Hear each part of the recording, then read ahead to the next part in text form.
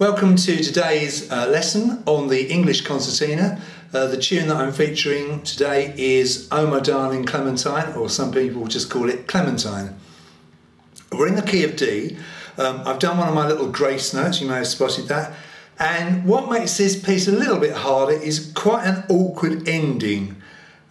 So key of D, we've got F sharp and C sharp, and the notes range from the low A on the left hand side and the C sharp on the left hand side, D on the right, E on the left, F sharp on the right, G on the left, and then A on the right.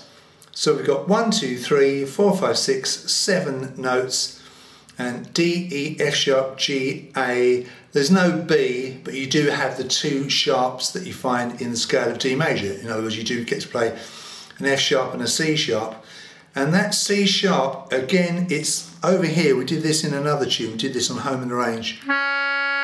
It's one of those ones where you have to bring your first finger up because it's on the row of accidentals, the first row down from the thumb strap. In fact, it's the first one along, okay? And we play it on the very end of the tune. So we have to alter our fingering a bit here. Normally you would play the low A with your second finger. You're going to play it with your third finger because you're going to bring your first finger over to the C sharp and your third finger onto the E. So again, the second finger would normally be used on the E. We'll use the third. So we're actually playing a chord of A major here, not as a chord. We're separating it into the component parts. We're playing A using our third finger, C sharp using our first finger, and E using our third finger. That's our final run, and then we cap it off with a D note.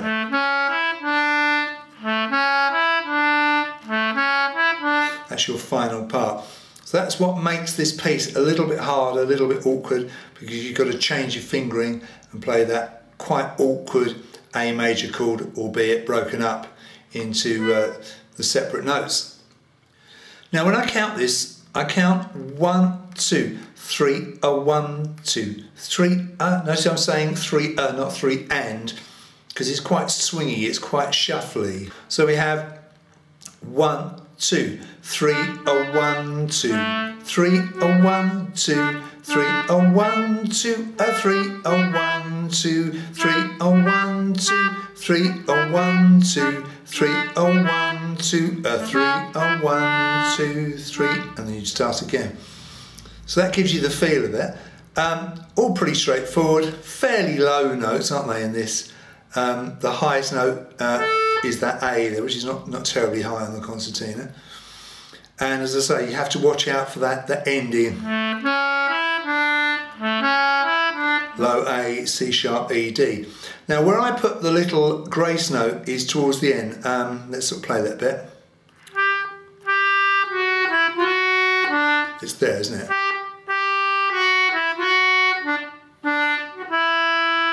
So if you find 1, 2, 3, 4, 5, 6 bars down, you've got G, G, F sharp, E, and it's on the first F sharp of the next bar. And we do that little grace note. What we're going to do there, we're going to play an F here, slightly ahead of the F sharp.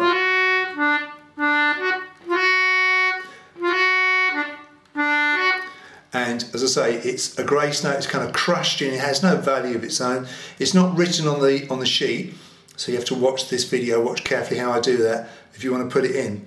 And as I say, I've said this in previous videos, these ornaments can be a bit trying for the listener, so don't overdo it. I'm just putting it in here just to give you a chance to practice it, but I'm not certain that you should use this little grace note as much as I'm doing in these lessons.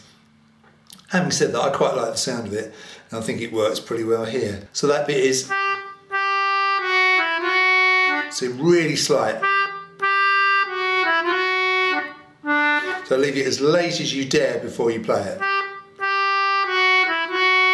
Almost didn't hear it at all there.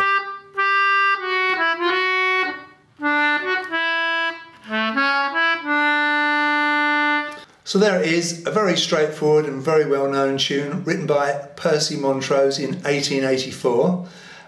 One we all know pretty well. It's been in loads of TV programmes and films.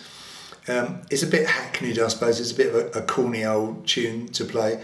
But it is nice, and it gives us a chance to play in D major here with those two sharps, that awkward ending, and a chance to put that extra grace note in. So that is the end of today's lesson, and I hope you enjoyed it.